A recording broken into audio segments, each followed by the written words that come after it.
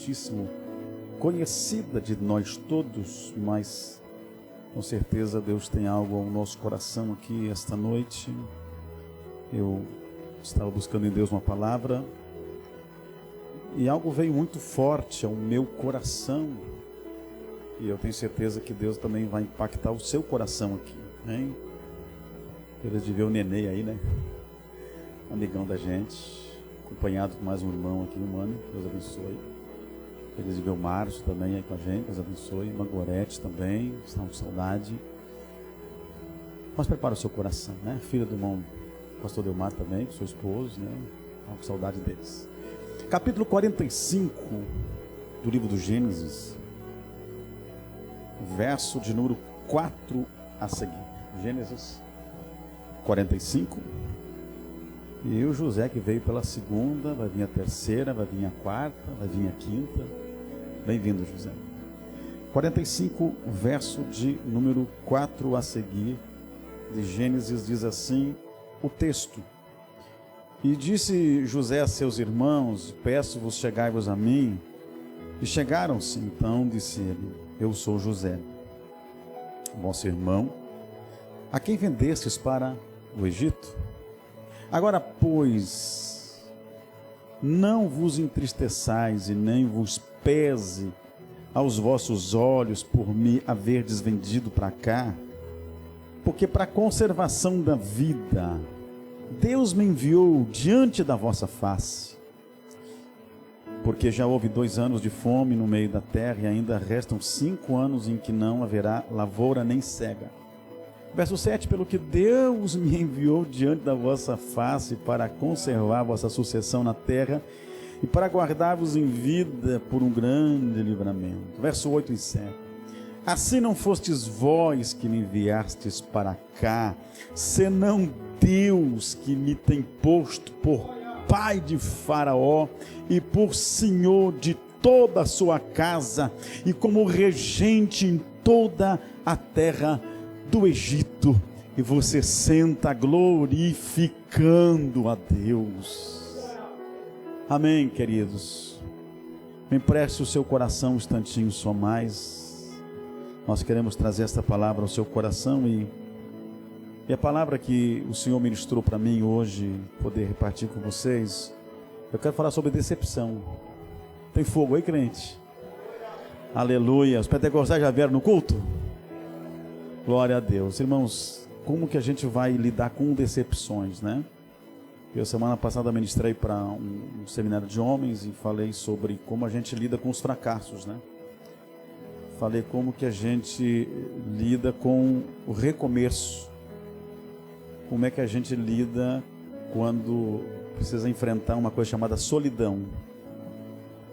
Mas hoje o Espírito Santo falou no meu coração para mim falar com vocês como a gente lida com as decepções. E essa talvez seja uma das coisas mais difíceis da gente enfrentar na vida, é uma coisa chamada decepção. E quando o Senhor ministrou isso ao meu coração, eu comecei a escrever, e junto da palavra decepção, Robson, veio adjetivos que se conectam com esse sentimento, né?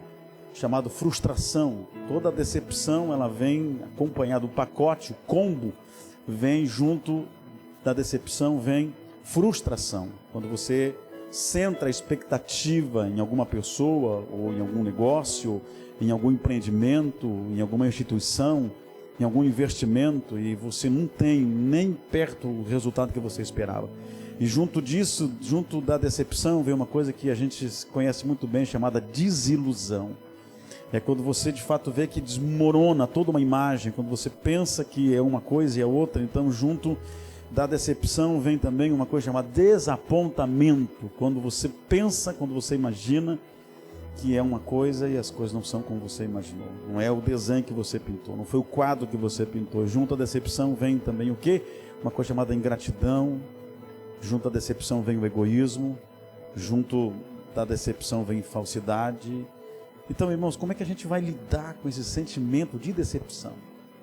Porque eu quero que você entenda a luz da palavra de Deus aqui esta noite. Quando a gente não souber entender esses processos de Deus, a gente ficar nesses milindres, ficar nesse sentimentalismo, a gente ficar centrado de fato nas atitudes ou nas ações das pessoas, nós temos que entender que Deus tem um propósito com a sua vida. Quantos entendem que Deus tem um propósito com a sua vida? Quantos tem? Só quem entende, levante a mão para você acordar. Quantos entendem que tem um propósito de Deus estabelecido sobre a sua vida? Então dê um brado de glória, de vitória aqui esta noite, porque se Deus tem um propósito com a sua vida, pode ter certeza de que tudo que Deus projetou para a sua vida, se você estiver no propósito de Deus, pessoas virão, pessoas passarão, pessoas se levantarão, pessoas cairão, pessoas te ajudarão, pessoas te trairão, pessoas te trarão alegrias, pessoas te trarão decepções, pessoas serão como condutores de Deus para a sua vida, pessoas serão respostas de oração para a sua vida, mas pessoas também serão afastadas da sua vida, para que você possa viver o melhor de Deus para a sua casa. E quando esta ministração do Espírito Santo veio sobre o meu coração durante esse dia, a primeira pessoa que me vem ao coração, a primeira pessoa que me vem à mente, o primeiro personagem que eu consegui detectar, escrever, pastor Delmar, foi exatamente José no Egito. Um menino que era diferente dos demais. O pai tinha um amor, um carinho especial com ele. E ele foi o primeiro filho que Jacó teve com Raquel, não é? Lia deu muitos filhos, mas esse filho foi o primeiro. E esse filho era amado. Esse filho tinha uma túnica de cores. Esse filho era diferente. E isso suscitou toda espécie de ciúme por parte dos irmãos. E às vezes até o que incomoda as pessoas não é nem propriamente você, mas são sonhos que estão sobre a sua vida. Às vezes nem é você em si, as pessoas nem sabem por que se implicam contigo como pessoa, mas se implicam pelo que você ensina, pelo que você prega, pelo que você vive, pelo que você sonha. Elas se incomodam pela diferença que você faz quando chega em um lugar. E isso vai suscitando toda espécie de ciúmes. Eu gosto muito, muito isso, fica sempre muito vivo no meu coração quando aqueles irmãos, quando eles pegam José e jogam numa cisterna, num poço, né? Graças a Deus que o poço estava seco, não tinha água. Cisterna é justamente para isso, para conservar água para os tempos de estiagem, mas não tinha água naquela cisterna. E os seus irmãos foram comer pão ao redor daquela cisterna. E definiu o destino de José. Alguns dizem é bom que mate, outros dizem é bom que venda, outros é bom que sepulte, outros então vamos vender, vamos simular uma morte, vamos pegar a túnica dele, vamos manchar com sangue de animal, vamos dizer para papai que um animal estraçalhou e que só sobrou essa túnica aqui, só o sangue está aqui dele. E foi de fato o que fizeram. E talvez aquele menino, eu agora estou conjeturando e gosto muito de pensar nisso, de que o menino que está dentro de um buraco, os seus irmãos estão lá em cima, numa posição superior, ele está aqui sem entender nada, um jovem, não sei, 17 anos, quem sabe, 16, 15, é um adolescente, é um jovem que ainda está em formação, embora Deus já tenha plantado sonhos sobre a vida dele, ele não está conseguindo entender o que está acontecendo.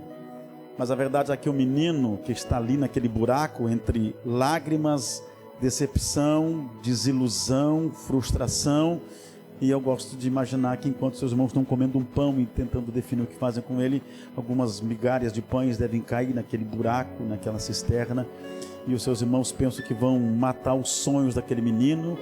Os seus irmãos pensam que vai acabar ali a história. Tem pessoas que pensam que pode pôr um ponto final na sua história. Eles pensam que o controle da sua vida está na mão deles, mas o que eles não sabem é que o menino que está comendo ou está entre migalhas de pães, um dia vai receber as chaves dos celeiros para alimentar nações. Levante a mão para adorar o Senhor comigo aqui esta noite. É isso que Deus faz com a sua vida. Quando as pessoas pensam que tem um controle, mas a sua vida não está na mão de homens, a sua vida está no controle absoluto de Deus. Então adore ao Senhor. A sua vida não depende de quem pensa que pode designar o teu futuro. Não, o teu destino não está na mão de homens. O teu projeto é um projeto de Deus. Quem plantou sonhos foi Deus, quem deu a túnica foi Deus, quem te escolheu foi Deus. Então glorifica o nome dele aqui esta noite. Porque quando você conseguir entender, quando você conseguir discernir o propósito, que as pessoas que te fizeram males, elas estão a serviço de Deus.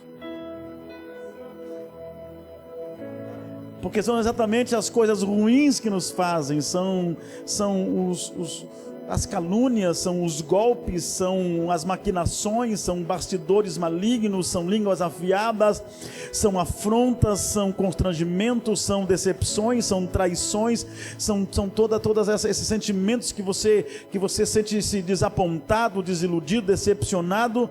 É essa ingratidão que às vezes as pessoas devolvem para você, quando você planta coisas boas e elas jogam em você ingratidão. Você tem que entender que Deus está usando essas pessoas para empurrar você para um voo mais alto. Dá para dar glória? Você tem que entender que é Deus preparando você para algo muito maior que você não pode entender. E exatamente essa leitura que nós temos que fazer, porque quando José, no capítulo 45, depois de mais de 20 anos, ele vai se fazer conhecer a seus irmãos. Por quê? Porque houve seca, estiagem, e os seus irmãos descem para o Egito para buscar mantimentos. Seus irmãos obviamente pensam que o menino que foi vendido no mercado de escravos aos ismaelitas já tenha sumido da história, já tenha desaparecido, tenha morrido em algum campo de escravos, em algum serviço bruto por aí do Egito, tenha morrido. O que eles não sabem é que o menino ainda está vivo. Ele disse: eu sou José, eu estou vivo. Dá para dar glória? Coloque a mão no seu coração agora, coloque a mão no seu coração e diga para o céu ouvir: eu estou vivo. Diga para quem tiver que ouvir: eu estou vivo. Pensaram que iam matar-me, mas eu estou vivo. Pensaram que iam acabar com a minha história, mas eu estou vivo. Pensaram que eu tinha sumido do cenário, mas eu estou vivo. Pensaram que eu nunca mais me levantaria, mas eu estou vivo. Acharam que tinham colocado um ponto final na minha história, mas eu estou vivo. Você tem que dizer isso com alegria: eu ainda estou vivo, eu estou vivo, eu estou vivo. Quantos milhões de pessoas morreram nessa pandemia, e você está aqui dizendo: eu estou vivo, eu estou vivo. Aí José, ele consegue discernir esse propósito, porque quando você consegue discernir o propósito, você para de culpar pessoas. Tem fogo aí, crente? Quando você consegue discernir o propósito, você para de se machucar. Porque quando José se fez conhecer os seus irmãos, você só tenta, porque não tem como, você sentiu que os irmãos dele sentiram naquele momento em que diante dele está o maioral do Egito, governador do Egito, exposto por pai de Faraó, super-ministro do governo, ministro da agricultura, do planejamento, de tudo que você pode imaginar.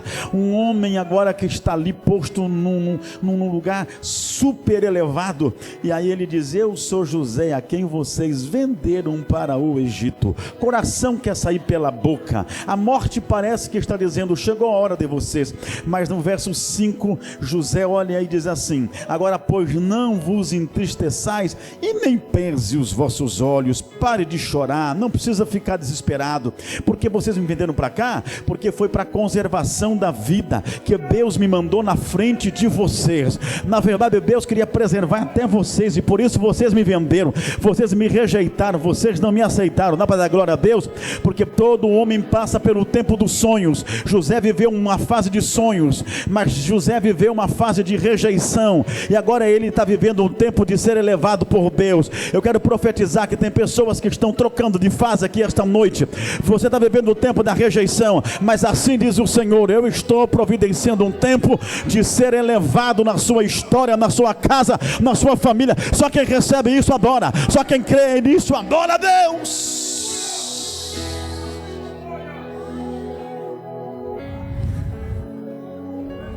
Eu não vou cantar, eu sou José, eu não vou cantar o sabor de mel, porque eu estou em cima, vocês estão embaixo agora. Não, eu não vou cantar eu não vou cantar nenhum hino desses vingativos. Eu não vou cantar nenhum hino desses em que eu preciso revidar vocês e mostrar que eu sou xodozinho de Jeová. Não, não é isso. Eu quero dizer que tudo isso que aconteceu foi permissão de Deus. Deus, meu Deus, irmão, se você soubesse a mensagem tremenda que está aqui, pelo que Deus, verso 7, pelo que Deus me enviou diante da vossa face, para quê? Para conservar a vossa sucessão. Você já não tem filhos? Pois Deus, vocês me mandaram para cá pensando que eu ia morrer? Pois Deus me mandou aqui pensando nos filhos de vocês, pensando na vossa sucessão. Deus me mandou para cá usando vocês, usando o egoísmo, usando o ciúme, usando a inveja, usando a ingratidão, usando a falsidade, usando a mentira. Vocês arrancaram a minha túnica, vocês mancharam a minha túnica, vocês disseram que eu tinha morrido. Vocês são mais de 10 irmãos, e todos vocês receberam meus pêsames, e vocês talvez receberam assim, dizendo: José está morto, coitadinho, está morto nada, Deus está honrando ele no Egito. Vai para a cisterna, mas a cisterna não tem água. Vai para ser vendido, mas vai pegar os ismaelitas, que era o melhor mercado de escravo. Vai ser vendido para onde? Para o Egito, melhor comprador de escravos do mundo. Vai para na casa de quem? Na casa de Potifar, um grande comandante do Egito. Adora o nome de Jesus. Foi caluniado? Foi. Viveu 11 anos assediado pela esposa de Potifar? Sim. Parou na cadeia injustamente parou, mas lá ele recebeu as chaves a pé do cárcere para governar o cárcere, e agora está governando o Egito. É isso que acontece quando Deus tem um propósito com a sua vida. Não importa onde empurre você, daqui um pouquinho você levanta, daqui um pouquinho você desponta, daqui um pouquinho você sai daí, sacode a poeira, levanta de novo e vai para o propósito que Deus tem com a sua vida.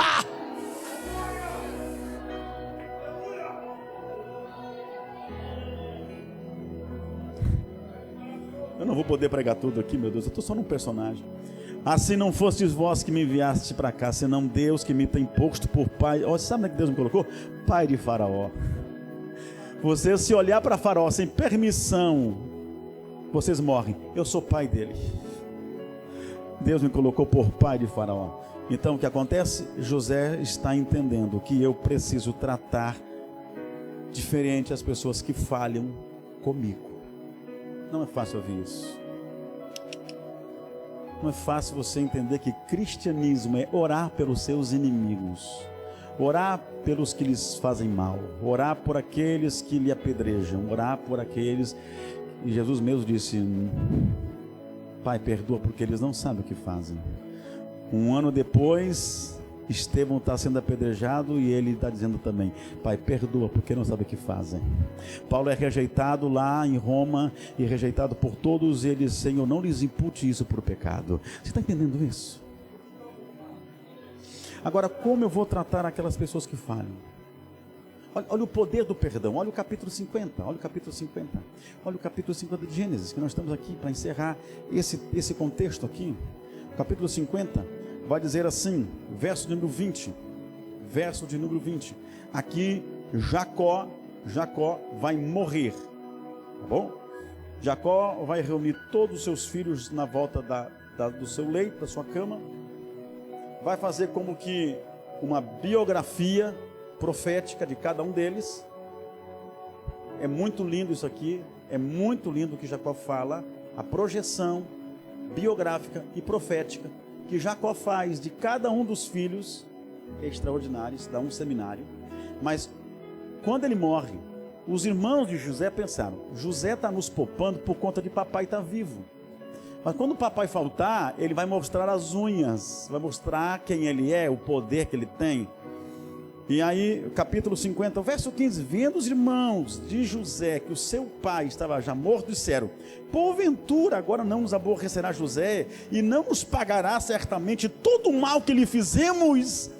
É o coração deles, porque às vezes nós projetamos, olha para mim aqui, o maior problema que as pessoas espelham as outras no seu comportamento.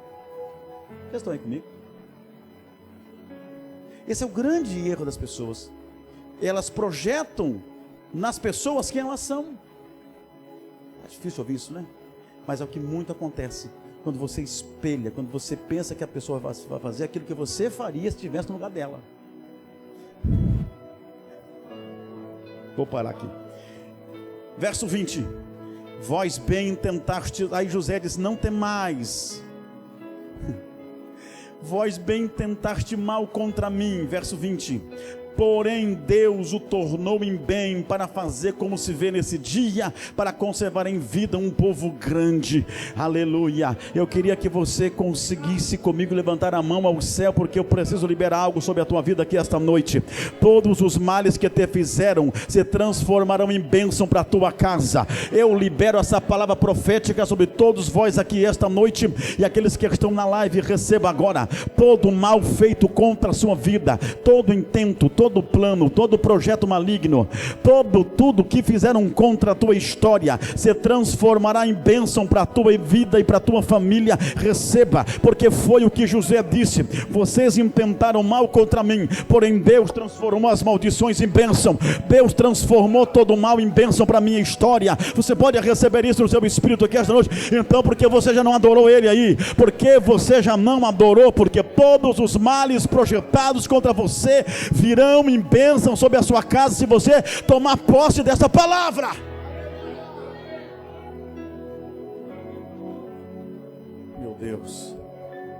Meu Deus, eu quero ler um texto com vocês. Como é que a gente trata com as pessoas que nos decepcionam?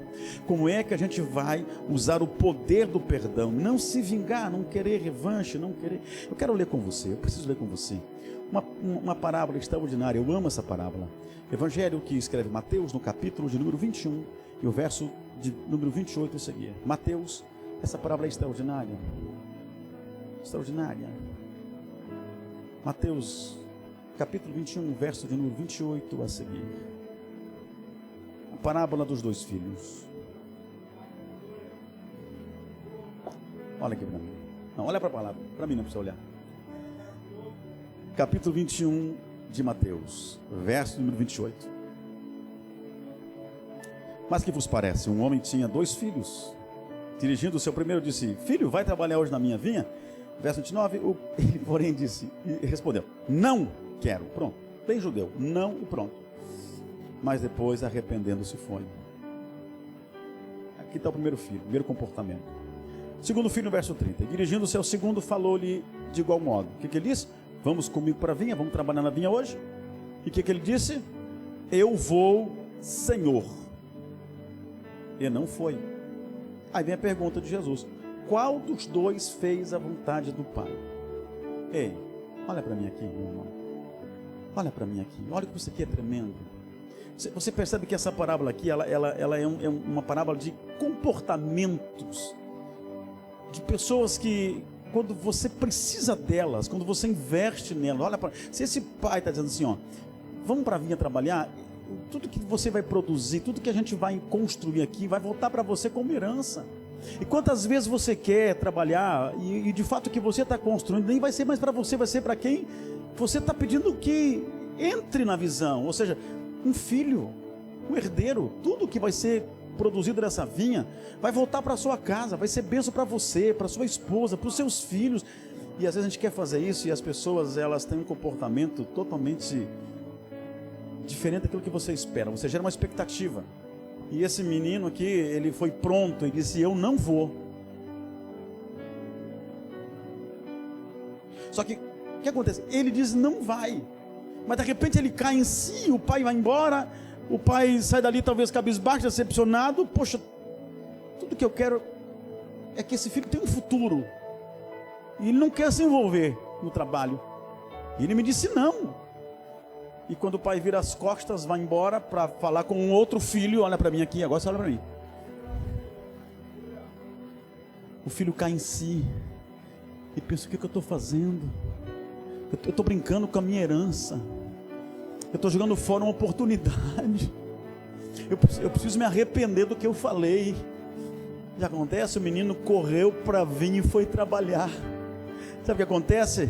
Às vezes a gente erra em palavras, mas a gente tem que acertar nas atitudes.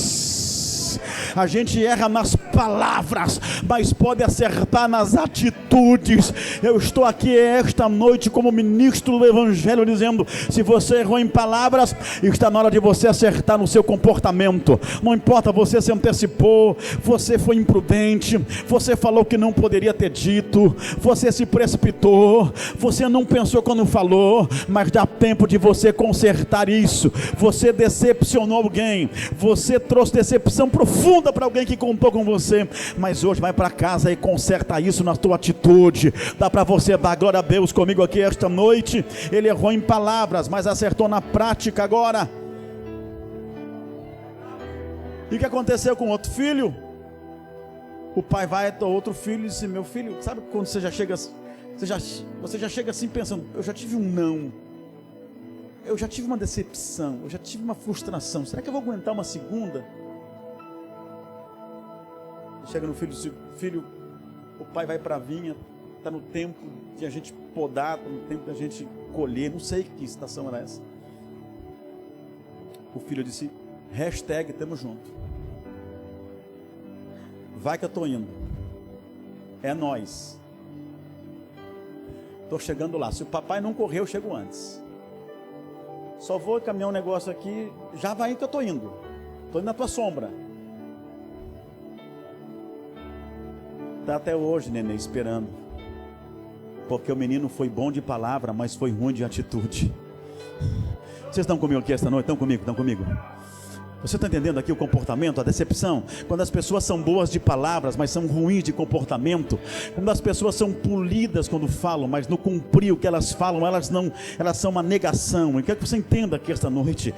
Aquele segundo filho foi polido, foi bonitão, chamou de senhor, deu um discurso, foi agradável, foi educado, foi convincente. E é isso que acontece às vezes. Deus até não espera que nós tenhamos palavras bonitas. Você pode até ser rude, você pode ser até meio ogro, mas você cumpra aquilo que você tenha falado. Dá para dar glória a Deus aqui esta noite? Essa é uma parábola das contradições, o contexto da contradição, quando as pessoas pensam uma coisa e você faz outra. E esse segundo filho não teve capacidade de sustentar o que havia assumido. E isso eu quero que você entenda, que as pessoas que não têm capacidade de sustentar o que elas falam, o que elas escrevem, elas têm relações muito superficiais. Por que pessoas estão morrendo sozinhas? Porque elas são exatamente comportamentais como esse segundo menino, que são bons no que falam, mas ruins nas suas atitudes. Mas esta noite, se você deixar o poder desta palavra transformar você, e as relações vão começar a ser sustentáveis, porque quem tem comportamento como esse menino aqui, que não cumpre e não sustenta o que fala, que é indiferente naquilo que ele assume, que começa a ferir pessoas, ele vai ter também relações indiferentes, duras, superficiais e pouco duradouras. Mas esta noite, se você está vivo, dá um glória a Deus comigo aqui, porque tem gente que está dormindo.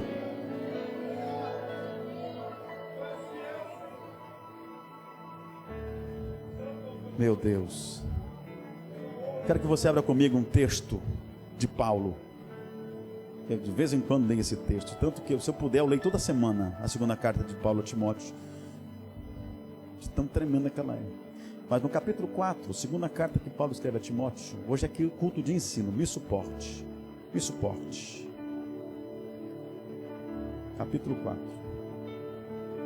verso de número 11, diz assim o texto: só Lucas está comigo. Toma quem?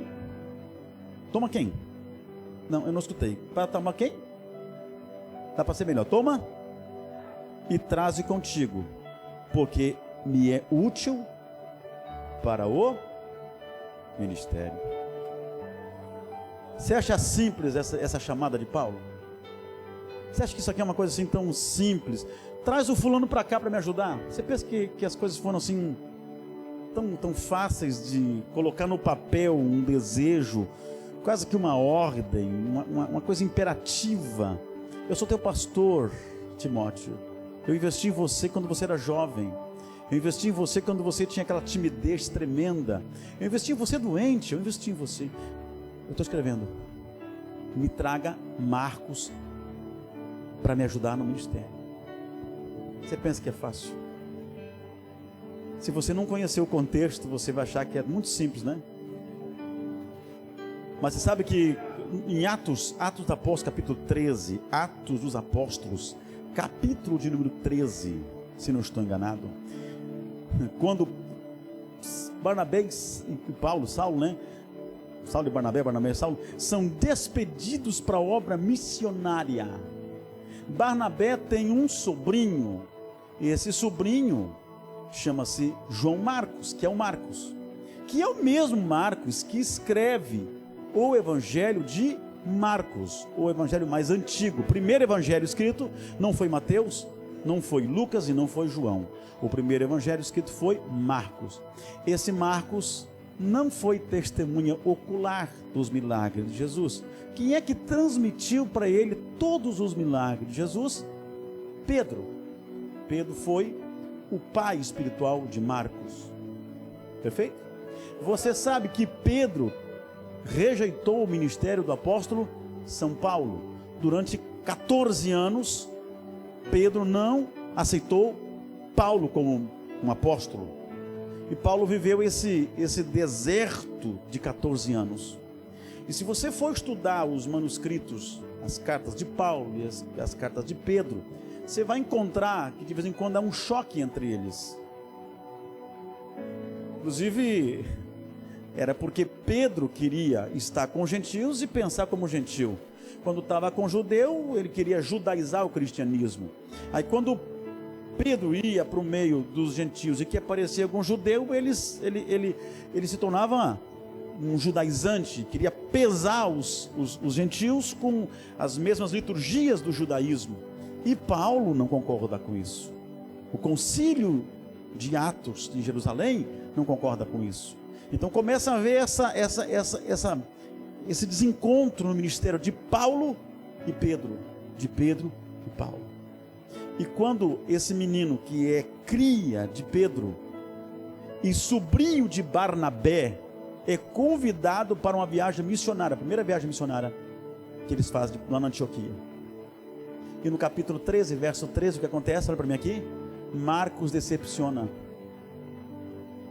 Marcos percebeu que a viagem missionária era muito difícil, que as tempestades seriam muitas, que a comida ia ser escassa, que o frio ia chegar, que os apedrejamentos iam chegar, que as varadas iam chegar, que as traições iam chegar.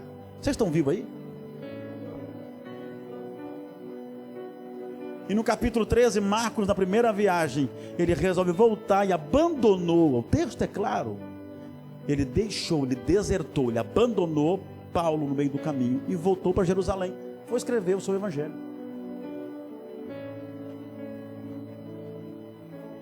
E essa discórdia, lá na frente depois, em Atos 15,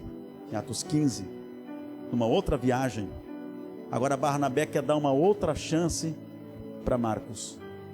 E aí Paulo e Barnabé vão ter um desentendimento e também vão se separar.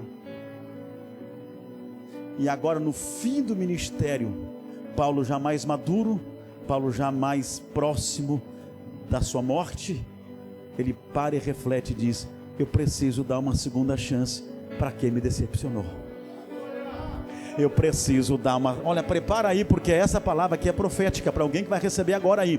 Você precisa dar uma segunda chance para quem na primeira viagem te decepcionou. Aleluia. Receba esta palavra no seu espírito agora aí. Como é que você vai lidar com isso? Então, a humildade desse líder é revelada em reconhecer que agora aquele que faltou, aquele que decepcionou, pode ter uma segunda chance. Todos nós merecemos uma segunda chance, todos nós merecemos uma segunda chance. Não é fácil lidar com as consequências do erro, não é fácil o recomeço, gente. Vocês estão aí comigo? Não é fácil o recomeço é difícil. Recomeço nunca começa com alegria. Todo recomeço começa com choro, começa com lágrima, começa em ter que lidar com as consequências dos erros. Mas Paulo está dizendo assim: esse menino me decepcionou lá atrás, traz ele de volta, porque ele me é útil para o ministério. Deus tem uma segunda chance para você aqui esta noite. Quem pode dar glória? Quem pode dar glória? Nós somos o povo da segunda chamada. A primeira chamada foi para os judeus rejeitaram, daí nós somos os chamados, aleluia. Jesus contou a parábola: vai para os becos e valados, traga os maus, traga os bons, os aleijados, os coxos. Nós somos o da segunda chamada, é por isso que nós estamos aqui. A graça se manifesta quando nós não podemos, quando nós estamos rejeitados, quando nós não conseguimos. Você consegue entender esta palavra? Eu tenho que encerrar agora aqui. Eu tenho que encerrar. Quero que você abra comigo Lucas capítulo 22. Evangelho que escreve Lucas, capítulo de número 22. Aleluia. Deus está neste lugar. Deus está neste lugar. Vai dando glória. Capítulo 22. Evangelho que escreve Dr. Lucas, capítulo número 22. Verso de número 31 a seguir. 22 e 31. Pedro é avisado. E disse também o Senhor: Simão, Simão, eis que Satanás vos pediu. Para quê, Senhor? Para vos peneirar, para vos cirandar, para passar um carroção por cima de vocês, como se faz com o trigo. Mas eu roguei ao Pai por ti, para que a tua fé não te desfaleça, para que não desfaleça, e tu, quando te converteres, confirma teus irmãos. Ele disse: Senhor, eu estou pronto para ir contigo até a prisão, e vou dizer mais para o Senhor, eu vou até para a morte. Eu morro pelo Senhor. Mas ele disse: Pedro, digo-te, Pedro, que não cantará hoje o galo antes que 3 vezes negues que tu me conheces.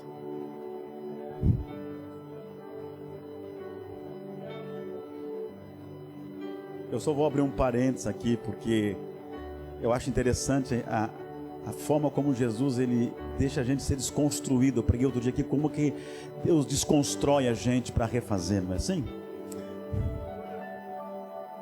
E aqui Jesus está dizendo: ó, tem um plano do diabo para peneirar vocês como trigo. Gente, isso aqui estava muito próximo da Páscoa. E o trigo em Israel só é colhido depois da Páscoa. Ele tá em processo de fato de maturação, pronto para colher, só depois da Páscoa. E aqui o diabo está vindo antes da Páscoa. Ele está vindo aqui fazer uma coisa antes do tempo. Porque essa estratégia, você não está pronto, você não está maduro ainda. Ele vem para tentar destruir você. Você não está entendendo, tem que entender isso aqui. O diabo veio exatamente para tentar destruir o propósito de Deus antes de você estar maduro. Porque ele não veio depois do Pentecostes, ele veio antes da Páscoa, veio antes do Pentecostes. Por quê? Porque ele queria destruir Pedro. Aí Pedro disse: Senhor, mas eu estou pronto para te defender, eu puxo a espada, eu mato, eu destruo, e até se tiver que morrer, eu estou aqui.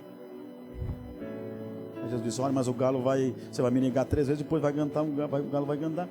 E capítulo 22 mesmo, ainda no versículo de número 54 a seguir, diz assim o texto: e posto 54, então prendendo, levaram e o meteram na casa do sumo sacerdote, e Pedro seguia de longe, acendeu um fogo, e aqui você sabe, e lá no verso número 61, e antes que o galo cante, hoje me negarás 3 vezes. Por quê? Porque ele se virou, depois de negar 3 vezes, e lembrou da palavra que o Senhor havia liberado sobre ele, e saiu dali para fora e chorou amargamente. Negou quantas vezes? Uma negação para cada ano de ministério. Você viu Jesus 3 anos, negou todo o seu ministério. Negou no átrio, negou no santo e no santíssimo, negou em todas as áreas. Negou pelos melhores amigos de Jesus, era ele, Tiago e João. Negou pelos 3. Você está vendo quando a pessoa tem essa culpa? Eu errei por toda a minha história, eu errei por todos os meus amigos, eu errei em todas as áreas da minha relação, eu errei. E Jesus bem que me advertiu, porque Jesus disse assim: ó, eu não vou orar para o diabo não passar o carroção em cima de vocês e peneirar. Eu só vou rogar ao Pai para que vocês fiquem firmes e não desfaleçam. Tem fogo aí, crente? Eu tenho que parar agora. Mas o que acontece? Uma negação, que levou Pedro para muito longe de Jesus. Agora que eu quero que você abra comigo, Evangelho de Marcos, capítulo 16. Olha, Marcos é um amigo de Pedro, né? Marcos é o único que registra isso aqui. Marcos, vamos lá? Marcos, rapidinho para a gente orar. Marcos, capítulo de número 16, versículo de número 7. Se você está no condicionamento, então vamos lá. Jesus ressuscitou, se apresentou para as mulheres lá, não é? Verso de 16 e 6. Porém disse-lhes: não vos assusteis, buscai a Jesus Nazareno, que foi crucificado, já ressuscitou, não está aqui, eis que o lugar onde o puser, não está mais aqui.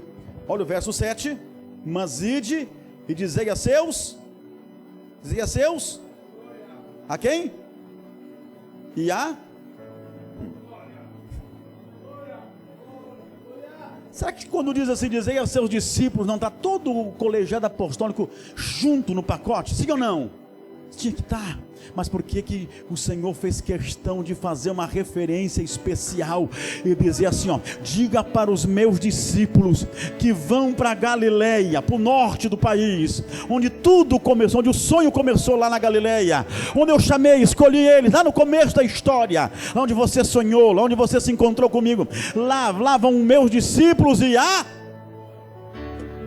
Porque se Jesus não fala essa palavra, Pedro não ia para Galileia. Por que não ia? Porque Pedro não se sentia mais discípulo. Eu estou pregando para alguém aqui esta noite que não se sente mais no projeto. Você não se sente mais no projeto. Você não se sente mais um discípulo. Você não se sente mais alguém que Deus escolheu. Mas tem uma palavra poderosa. Deus escolhe você e te chama de forma especial. Aqui eu já vou orar para você. Prepare o seu coração. Mas a verdade é que então Jesus disse: vai lá, faz isso. Chama os discípulos e a Pedro. E é bem verdade, irmãos, que Jesus se manifestou várias vezes. Não manifestou depois da ressurreição? Lembra que ele entrou naquela casa onde estavam os discípulos, atravessou as portas e não falou com Pedro. 8 dias depois, Jesus ficou 40 dias ressuscitado. Depois, 8 dias depois, Jesus volta para aquela casa e estava Tomé lá agora, porque na primeira vez Tomé não estava, na segunda estava. E Jesus foi a segunda vez lá e não falou com Pedro. Pedro e João foram lá no sepulcro. Jesus não falou com ele, falou com as mulheres. Jesus está dando um castigo para Pedro aqui. Você vai pagar um preço pelo que você fez. Mas eu lembrei de chamar você para Galileia, onde tudo começou. Fica de pé comigo para me adorar a Deus com você aqui. Aleluia. João, capítulo número 21. João, Evangelho de João. Você tem que intercalar os evangelhos, porque um escreve um pouco, outro escreve outro pouco, e você tem que fazer a conexão. Capítulo número 21 e o verso de número 15 a seguir. Jesus pede um particular. Jesus está lá, Pedro está lá pescando com mais 6 discípulos. Está na Galileia, voltaram para a vida normal. Pescaram a noite toda, não apanharam nada. Quando era de manhã, 6 da manhã, Jesus olhou para os discípulos, eles não conheceram. Jesus está na beira da água, na beira do mar da Galileia. Já havia feito fogo, já tinha amassado um pão e feito um pão na brasa para eles. Já tinha pescado um peixe, já tinha limpado o peixe, tirado as vísceras, já tinha assado o peixe. E fazia tanto tempo que ele estava na beira daquele mar, Gelson, que só tinha mais brasas acesas. Faz tempo que ele está à beira do mar esperando você, que passa a noite toda com as suas redes, não pega nada. Isso é outra história. E aí Jesus olhou para eles e perguntou: pegaram alguma coisa? Eles não conheceram, pensaram que era um pescador que estava ali fazendo uma refeição. Disseram: nós pescamos a noite toda e não pegamos nada. E aquele pseudo pescador diz assim: então lance a rede para a direita. Lançaram a rede para a direita e pegaram 153 grandes peixes, que o número 153 no hebraico significa a frase: eu sou o único Senhor, eu sou o único Senhor. Quando viram 153 grandes peixes, Pedro botou a túnica, Pedro mergulhou, Pedro foi até onde estava Jesus. E aí tem um momento especial. Jesus disse: eu preciso falar com você. Interessante que era 6 da manhã, e o verso número 17, 12 vai dizer que Jesus disse: vinde e jantai. Jantar às 6 da manhã, isso é outra história. Olha para mim aqui. Jesus foi conversando com Pedro e foi dizendo assim: Pedro, tu me amas? Simão, filho de Jonas, tu amas-me mais do que esses que estão aí? Ele respondeu, sim, Senhor, tu sabes que eu te amo. Então apacenta os meus cordeiros, as crianças. Tornou a dizer-lhe segunda vez, Simão, filho de Jonas, tu me amas? Disse, Senhor, tu sabes que eu te amo. Então apacenta agora as ovelhas. Tem que apacentar os cordeirinhos, tem que apacentar as ovelhas. Terceira vez, Senhor, Simão, filho de Jonas, tu me amas? E aí Simão ficou triste e disse, Senhor, pela terceira vez estou dizendo, eu te amo. Então apacenta as minhas ovelhas. Quantas vezes ele negou? 3. Quantas sobreposições ele teve que dar? 3. Para sepultar essa experiência ruim que ele teve. Feche seus olhos aqui esta noite.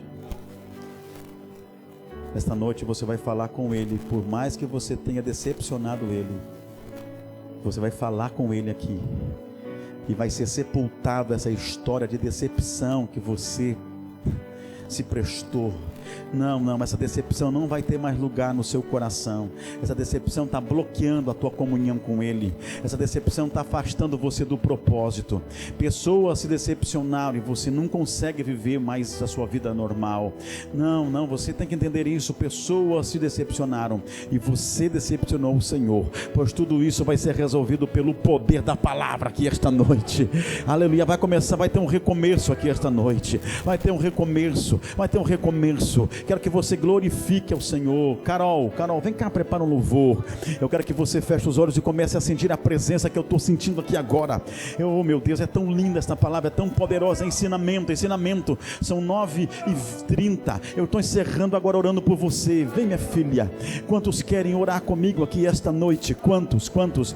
Deus falou o seu coração. É um dia de recomeço, é uma noite de recomeço. É uma noite de você se encontrar, é uma noite de você pedir perdão, é uma noite de você liberar perdão. Irmãos, olha aqui, pedir perdão não é tão difícil.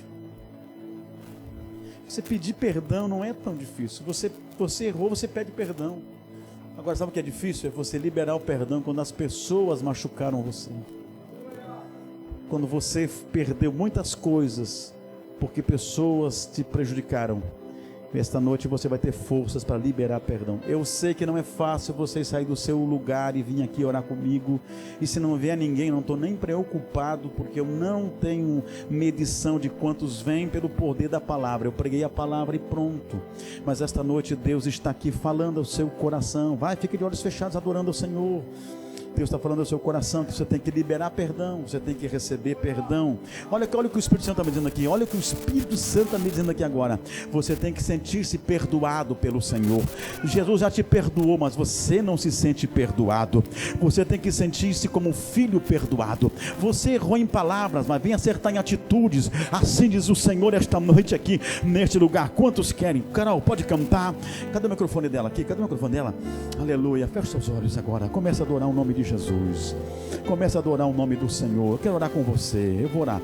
Se você demorar, eu vou estender mais uns 5 minutinhos. Aí você vai até murmurar que o pastor passou das 9h30. Mas não tem problema não. Eu vou orar por você agora. Por você que precisa liberar perdão. Para você que precisa sentir-se perdoado. Para você que precisa pedir perdão para Deus.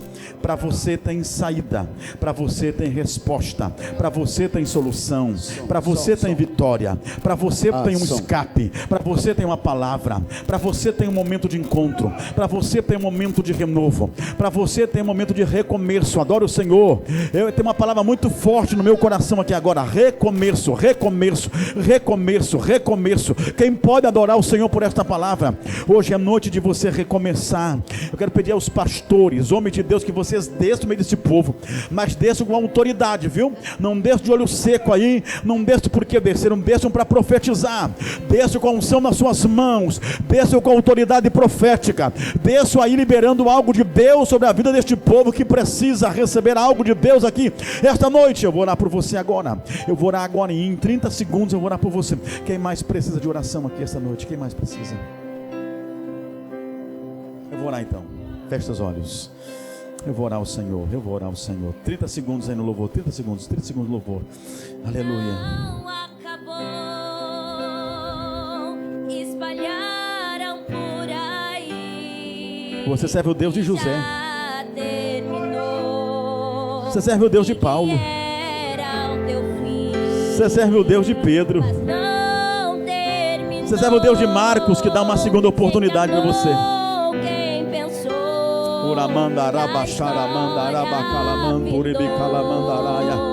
Tem recomeço para você. Tem recomeço para a sua vida. Tem recomeço para a sua história. Meu Deus, meu Deus, meu Deus, achou que terminou.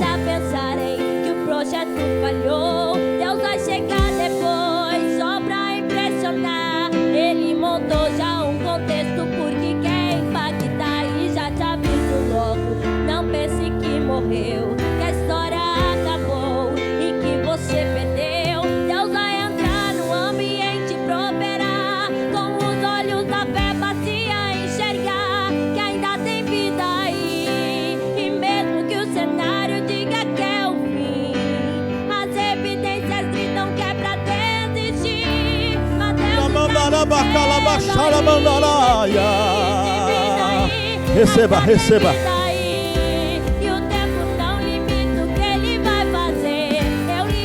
Vai derramando a tua presença, o teu Espírito, Senhor. Vai curando o coração, vai curando o Espírito, Senhor. Decepções serão saradas. Decepções dão lugar ao perdão. Decepções dão lugar ao recomeço. Decepções dão lugar a um novo tempo na sua vida. Vai adorando o Senhor. Oh, Espírito Santo de Deus. Vai tocando, vai tocando, vai tocando. É o Senhor que recomeça. É o Senhor que dá a você forças para perdoar. Libera. Deus está esta noite renovando as tuas forças. O Senhor está renovando você. Diga como José: eu sou José, eu sou José, eu sou José. Eu estou vivo, eu estou vivo, eu estou vivo, eu estou vivo.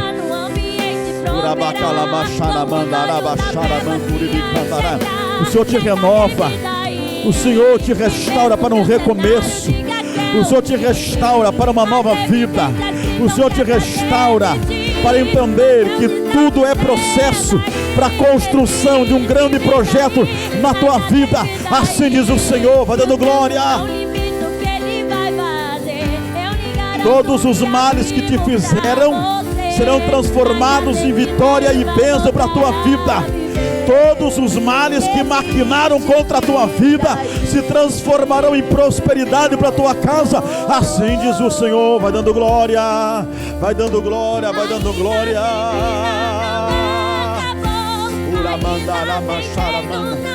Não acabou, nem começou o que Ele tem contigo, nem começou a dimensão que Ele tem para liberar sobre a sua vida.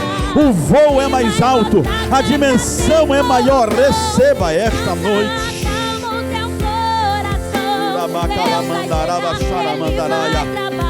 Meu Deus, meu Deus, meu Deus, é tempo de recomeço. É tempo de recomeço. Nenhuma ferramenta preparada contra a tua casa prosperará. O Senhor está desfazendo toda a ferramenta forjada contra a tua casa, contra a tua vida. Receba a autoridade de Deus esta noite. Receba, receba, receba a autoridade dele para vencer, para vencer, para vencer. Sinta-se amada, perdoada. Dá liberdade para o Espírito Santo.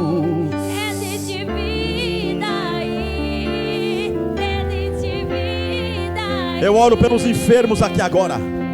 Oro pelas pessoas que estão doentes. Oro por aqueles que estão enfermos. Oro, Senhor, pelo pastor Marcos Aguiar. Repreenda a enfermidade e restaura o teu filho. Oro, Senhor, pela nossa irmã Ilse Sherry, Senhor, dá saúde para a tua serva. Oro, Senhor, pelo filhinho do pastor Leonel de Mandora, Senhor, lá em Ijuí. Oro por todos aqueles que têm pedido, Senhor, oração aqui. Oro pela Franciele. Oro pelo filho do Adriano, Senhor, que está lá em Santa Catarina. Entra com providência, com saúde. Agora repreenda as enfermidades do meio do teu povo agora. Espírito de enfermidade, eu te repreendo agora. Espírito de doença, eu te repreendo agora. Eu repreendo a dengue, eu repreendo o Covid. Eu repreendo a queda de cabelo. Eu repreendo agora problema no coração, pressão alta, pressão arterial que está desregulada. Eu repreendo agora. Eu repreendo as pedras dos rins. Eu repreendo as enfermidades do sangue. Eu repreendo as doenças do coração agora. Eu repreendo as doenças da pele. Eu agora declaro saúde sobre a sua vida. Espírito de enfermidade que tem legalidade nesta família, eu repreendo agora em nome de Jesus. Quem crê, quem crê, quem crê, quem crê. Oramos pela filhinha do nosso irmão Luciano. Repreenda a enfermidade agora, agora, agora, agora.